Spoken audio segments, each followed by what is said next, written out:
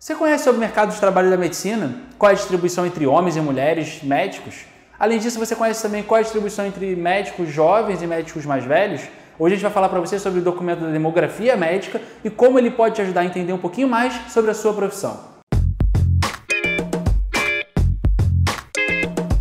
A Demografia Médica Brasileira é um documento extremamente importante feito pela Faculdade de Medicina da USP com o apoio do Conselho Federal de Medicina e do CREMESP. Esse documento visa não apenas trazer dados relacionados à demografia do médico brasileiro, como também do seu mercado de trabalho. Sua última edição tinha sido em 2015 e agora em março de 2018 acabou de sair uma nova edição, disponível gratuitamente para download. Esses dados disponíveis na demografia médica brasileira vão auxiliar governos, instituições privadas, universidades e até mesmo o profissional de saúde a tomar decisões relacionadas ao mercado de trabalho e se aproximar dos gaps existentes na medicina brasileira através das projeções realizadas no documento. A gente trouxe para vocês um resumo sobre esse documento, onde a gente vai destacar os principais aspectos levantados na demografia médica brasileira. O primeiro aspecto que eu quero levantar diz respeito à distribuição entre homens e mulheres na medicina. Existe uma clara desigualdade entre homens e mulheres que vem diminuindo nos últimos tempos, desde a década de 80, onde as mulheres representam um número menor que os homens. Na década de 80, elas representavam apenas 23% dos médicos, na década de 90 esse número aumentou para 30%, nos anos 2000 cerca de 35%, e agora elas alcançaram 45% dos médicos disponíveis no mercado. E a gente sabe também que os médicos têm ficado cada vez mais jovens. As mulheres, elas têm sido mais prevalentes nas universidades desde 2004 e são as principais responsáveis pelas inscrições dos CRMs desde 2009. O médico tem ficado cada vez mais jovem, principalmente pelo número de mulheres que estão entrando nas instituições para poderem estudar medicina.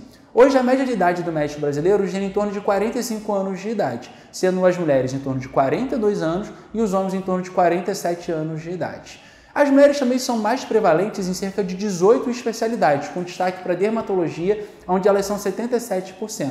Porém, em outras especialidades, elas são minoria extrema. Na urologia, 97% dos especialistas são homens. E falando em especialidade, eu vou falar um pouquinho para você das principais especialidades, aquelas que são mais presentes os médicos, de uma maneira geral. Hoje, os especialistas representam no total dos médicos cerca de 65%. Esse número também aumentou, o que é algo extremamente positivo. Os outros 35% são compostos por médicos generalistas que não fizeram nenhuma especialidade ainda. O top 5 de especialidades é composto por clínica médica, pediatria, cirurgia geral, ginecologia obstetrícia e anestesiologia. A questão é que essas 5 especialidades concentram sozinhas 45% de todos os médicos que estão alocados ali dentro.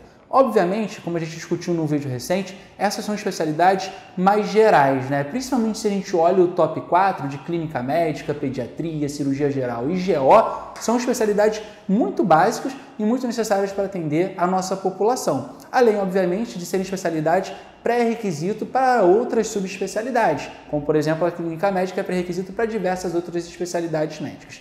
O top 5 de especialidades menos frequentadas pelos médicos, que os médicos menos se especializam, representa nem 1% de todos os especialistas médicos hoje no Brasil. E ele é composto por genética médica na liderança, onde existem cerca de 305 títulos apenas, radioterapia, cirurgia da mão, medicina legal e medicina esportiva. Essas são áreas que ainda precisam crescer, mas, obviamente, voltando ao aspecto que eu abordei no início, está relacionado principalmente com a disponibilidade de trabalho nesses mercados.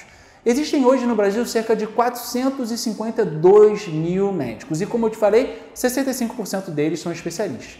Esse número de 452 mil aumentou nos últimos anos. Na verdade, se a gente olhar nos últimos 50 anos, ele aumentou quase 665%. Esse aumento é estrondoso. E o principal ponto que a gente vai olhar do ponto de vista demográfico é a distribuição do número de médicos por 1.000 habitantes. Hoje o Brasil tem um número de 2,18 médicos por 1.000 habitantes.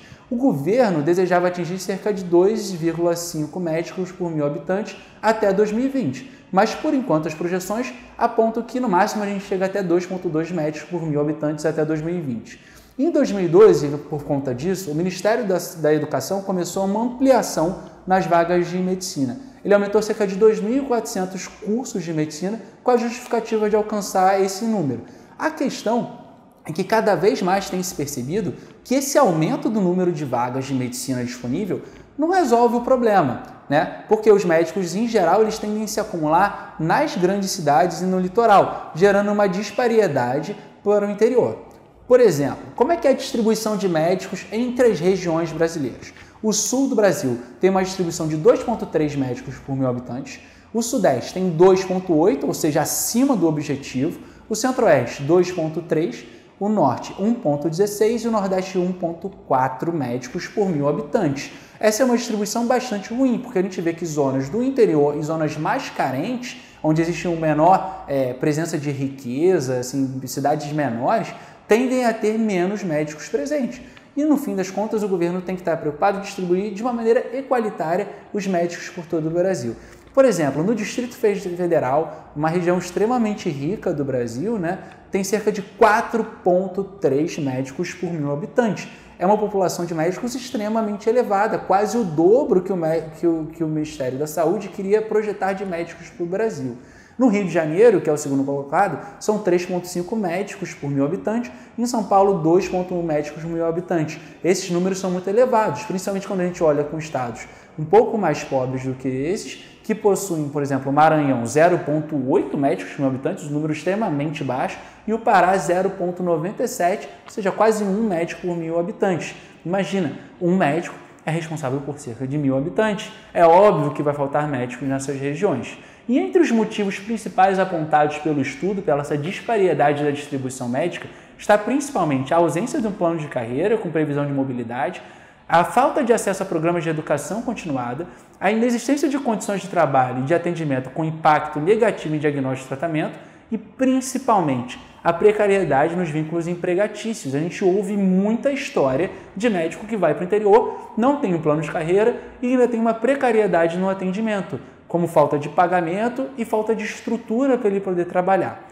Bom, esses foram os principais dados da demografia médica que eu trouxe para você hoje. Existe muito mais para ser explorado, mas acima de tudo, é muito importante a gente entender como é a distribuição do médico brasileiro, como é o mercado de trabalho, até mesmo para a gente poder se queixar em relação ao governo e questionar quais são as medidas governamentais tomadas para poder melhorar a saúde brasileira. Espero que você aproveite e possa tirar as suas dúvidas em relação a qual é o perfil do seu mercado de trabalho e poder fazer as melhores escolhas para a sua profissão.